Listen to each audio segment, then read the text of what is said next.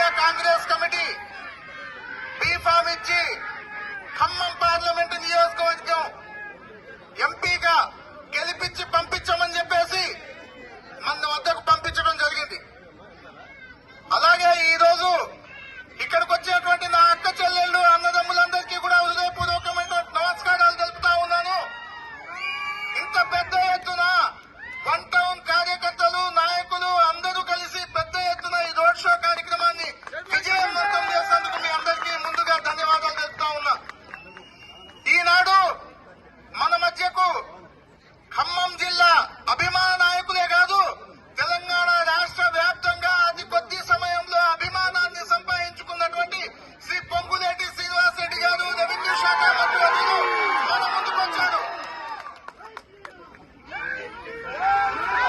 ఆనాడు BRS party చేస్తున్నటువంటి ఆగడాలని అరాచకాలని అదే పార్టీలో ఉండి ప్రజల పక్షాన పోరాడి ఖచ్చితంగా కాంగ్రెస్ పార్టీ మాత్రమే ప్రజలకు న్యాయం చేస్తుందని చెప్పేసి భావించి ఆల్ ఇండియా కాంగ్రెస్ కమిటీ అధ్యక్షులైనటువంటి వాళ్ళని రాహుల్ గాంధీ గారిని సోనియా గాంధీ గారిని కలిసి తెలంగాణ ప్రజలకు కావాల్సినటువంటి 6 గ్యారంటీల్ని తయారు చేసి మేనిఫెస్టోలో పెట్టడం జరిగింది.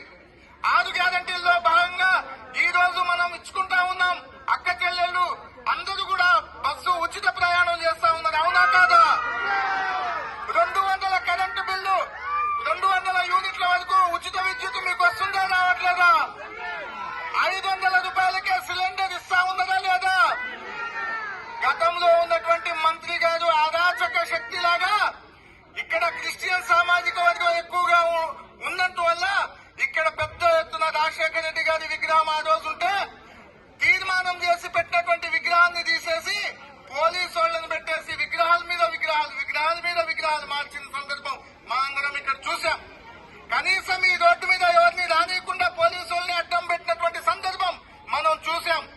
ఈ రకమైనటువంటి అరాచక శక్తిని పారదోలాలంటే శ్రీరంగ లాంటి వాళ్ళు రావాలి అని చెప్పేసి పెద్ద ఎత్తున తుమ్మల నాయకులు గారు శ్రీనివాస్ రెడ్డి గారు వచ్చి ఇవాళ కాంగ్రెస్ పార్టీ అంటే ఖమ్మం అంటే కాంగ్రెస్ పార్టీ అని నిరూపించడమే కాదు, తెలంగాణ రాష్ట్రంలో అత్యున్నతమైనటువంటి పదవులన్నీ కూడా ఖమ్మం జిల్లాకు తెచ్చుకోవడం జరిగింది.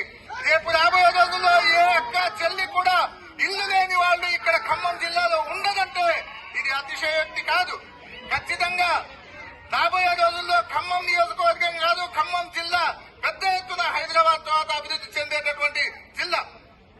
ఇక్కడి నుంచి మన ఎంపీ అభ్యర్థిగా రఘురామిరెడ్డి గారిని పంపిస్తే పెద్ద ఎత్తున మనం అభివృద్ధి చేసుకోవడానికి 7 లక్షల కోట్ల అప్పులు చేసినటువంటి దాన్ని కూడా కొంచెం తగ్గించుకునేటటువంటి ప్రయత్నం చేయడానికి రఘురామిరెడ్డి గారు ప్రయత్నం చేస్తారని చెప్పేసి ఖచ్చితంగా గతంలో మనం 50,000 మెజార్టీ ఏదైతే ఇచ్చామో ఇప్పుడు దానికి రెట్టింపుగా 1,00,000 మెజార్టీతో ఖమ్మం నియోజకవర్గంలో పెద్ద ఎత్తున ఓట్లేసి గెలిపిస్తారని చెప్పేసి మీ అందరినీ కూడా సవినయంగా కోరుకుంటూ ఈ అవకాశం ఇచ్చినటువంటి మిత్రులందరికీ కూడా ధన్యవాదాలు తెలుపుతూ ఇప్పుడు అలాగే సిపిఎం సిపిఐ పార్టీలు కూడా మనకు మద్దతిస్తా ఉన్నాయి.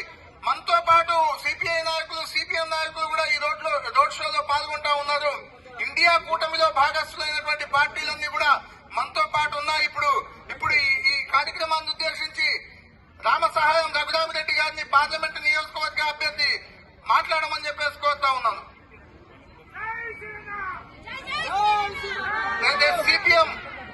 సిపిఎం ఖమ్మం నియోజకవర్గం ఇన్ఛార్జ్ గా ఉన్నటువంటి